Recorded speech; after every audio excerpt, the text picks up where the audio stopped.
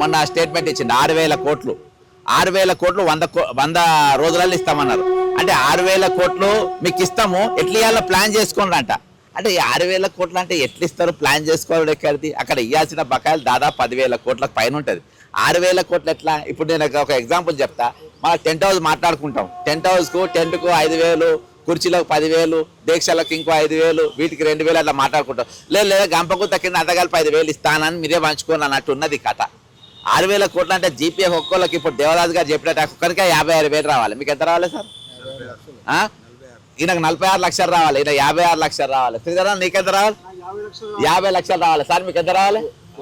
60 లక్షలు రావాలి. అంటే వీళ్ళకి నా చుట్టూన్న వాళ్ళకే 2 కోట్లు పోతాయి, 2 కోట్ల పైన. అంటే 6,000 కోట్లు నువ్వు ఎట్లా ఏ విధంగా పంచుకోమంటున్నావు? అంటే ఏ విధంగానైనా ఇళ్ళకి వెళ్ళి తప్పించుకోవాలి. అది మళ్ళీ 100 రోజులు అంట. కాబట్టి ఈరోజు 93 మంది చచ్చిపోయినా కానీ ఈ ప్రభుత్వానికి ఇంత కూడా చలనం లేదు, ఇంత కూడా భయం లేదు, ఇంత కూడా భక్తి లేదు.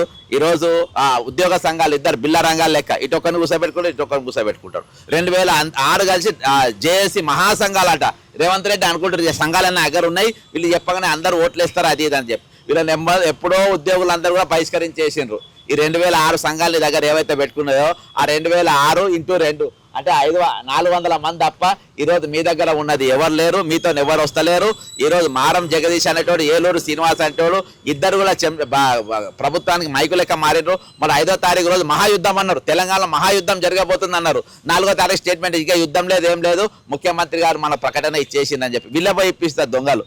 కాబట్టి ఈరోజు ఇంతమంది మరణించినా కానీ, ఇంతమంది చచ్చిపోయినా కానీ ప్రభుత్వాన్ని బుద్ధి వస్తలేరు.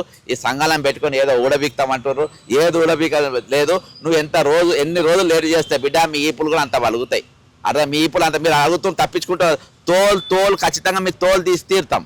నేను చెప్తున్నా, మీరు ప్రభుత్వానికి, ప్రభుత్వ పెద్దలకు చెప్తున్నా, ఉద్యోగ సంఘాలకు చెప్తున్నా, ఎవరెవరైతే డబల్ గేమ్ ఆడుతున్నా వాళ్ళందరూ కూడా చెప్తున్నా.